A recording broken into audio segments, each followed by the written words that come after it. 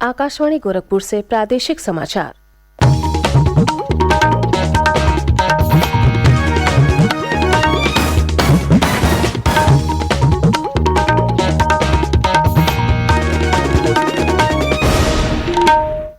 नमस्कार। समाचार बुलेटिन के साथ मैं सोनी निगम। पहले मुख्य समाचार।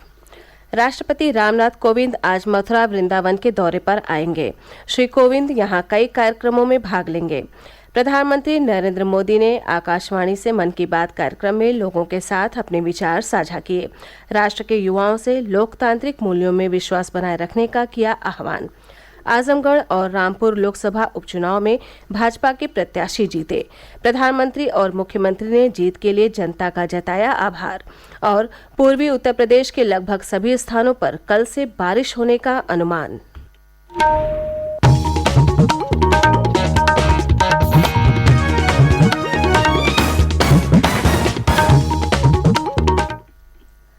अब समाचार विस्तार से। राष्ट्रपति रामनाथ कोविंद आज मथुरा वृंदावन के दौरे पर आएंगे। श्री कोविंद यहां कृष्ण कुटीर के लोगों से भेंट करेंगे। वो बांके बिहारी मंदिर में दर्शन पूजन भी करेंगे।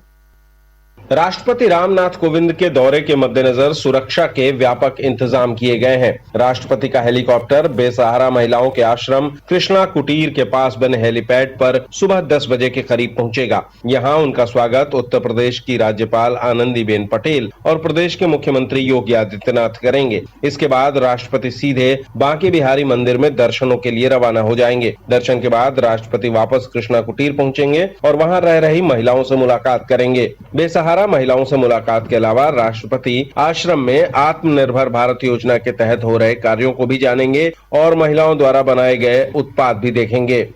आकाशवाणी समाचार के लिए सुशील चंद्र तिवारी। प्रधानमंत्री नरेंद्र मोदी ने राष्ट्र के युवाओं से लोकतांत्रिक मूल्यों में विश्वास बनाए रखने का आह्वान किया है। आकाशवाणी से मन की बात कार्यक्रम में कल श्री मोदी ने कहा कि आने वाली पीढ़ियों को आपातकाल के दौरान चलाए गए जन आंदोलन को भूलना नहीं चाहिए। देश में 25 जून 1975 को आपातकाल लगाया गया था। प्रधानमंत्री ने कहा, उस समय देश के नागरिकों के सभी अधिकार छीन लिए गए थे। उस समय भारत के लोकतंत्र को कुचल देने का प्रयास किया गया था। देश की अदालतें, हर संवैधानिक संस्था, प्रेस, सब पर नियंत्रण लगा दिया गया था। सेंसरशिप की ये हालत थी कि बिना स्वीकृति कुछ भी छापा नहीं जा सकता था। मुझे याद है तब मशहूर गायक किशोर कुमार जी ने सरकार की वाहवाही करने से इनकार किया तो उन पर बैन लगा दिया गया। रेडियो पर से उनकी एंट्री ही हटा दी गई। प्रधानमंत्री ने कहा कि आज जब भारत अपनी स्वतंत्रता के 75 वर्ष का उत्सव मना रहा है तो देशवासियों को आपातकाल के उस भयावह दौर को कभी नहीं भूलना चाहिए।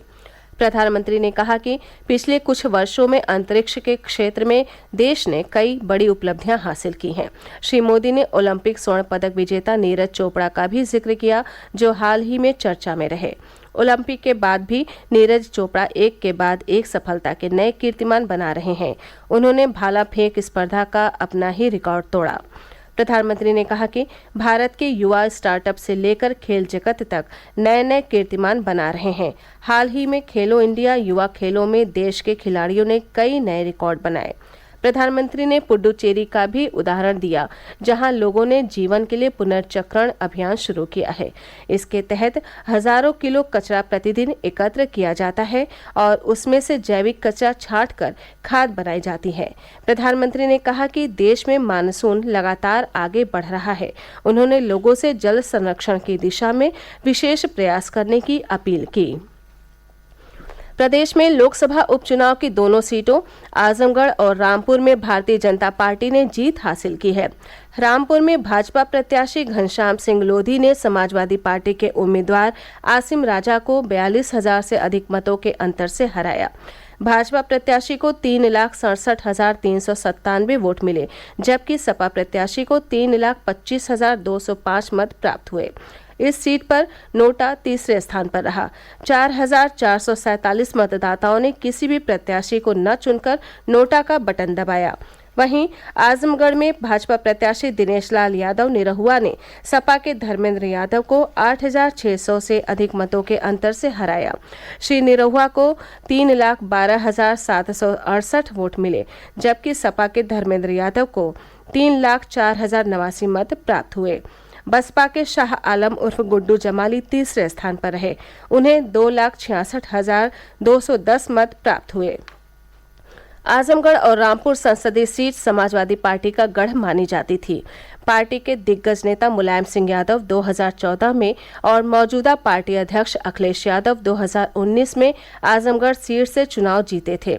रामपुर सीट 2014 के चुनाव में भारतीय जनता पार्टी को मिली थी, लेकिन 2019 के आम चुनाव में समाजवादी पार्टी के नेता आजम खां इस सीट से विजयी हुए थे।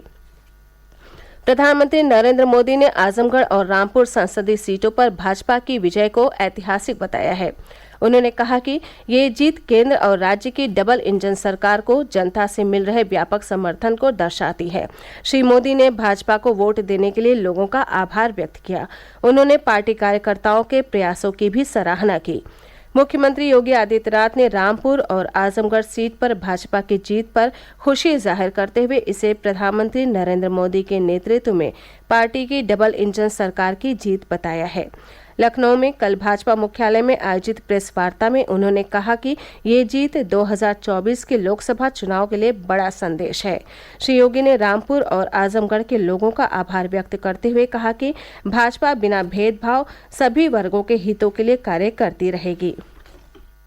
पूरी जीत के लिए आजमगढ़ और रामपुर की जनता का भी हृदय से आभार व्यक्त करता हूं कि उन्होंने भारतीय जनता पार्टी पर विश्वास व्यक्त किया और अपना आशीर्वाद जिस विश्वास के साथ भारतीय जनता पार्टी के प्रत्याशियों को दिया है, मैं उन्हें इस बात के लिए आश्वस्त करता हूं कि भारतीय जनता पार्टी के हमारे जीते हुए जो प्रत्याशी हैं, यह जनता की आकांक्षाओं के अनुरूप इन क्षेत्रों के विकास करने के लिए पूरा योगदान देंगे। और इस बात का भी मैं आश्वासन देता हूं कि किसी भी प्रकार के भेदभाव से परे सबका साथ, सबका विकास, सबका विश्वास और सबके प्रयास की भावनाओं के साथ इन दोनों क्षेत्रों के भी समग्र विकास के लिए सरकार पूरी मजबूती के साथ कार्य करेगी।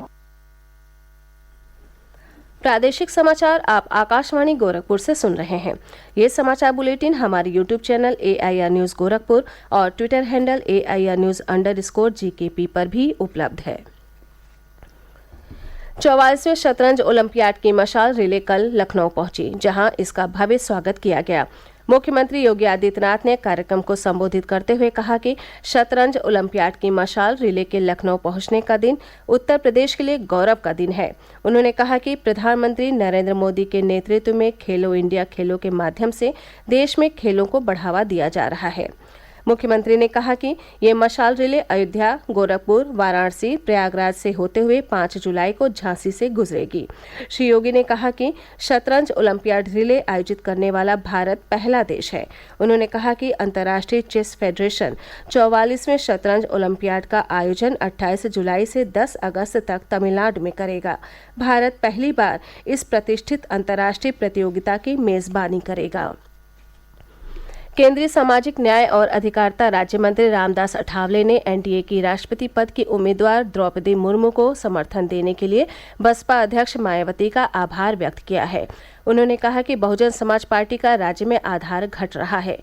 लखनऊ में कल संवाददाताओं को संबोधित करते हुए श्री अठावले ने कहा कि बसपा के कई पूर्व मंत्री और विधायक उनके संपर्क में हैं और जल्द ही वे Republican Party of India RPI में शामिल होंगे। उन्होंने कहा कि RPI उत्तर प्रदेश में अपना जनाधार मजबूत करने के लिए कार्य करेगी।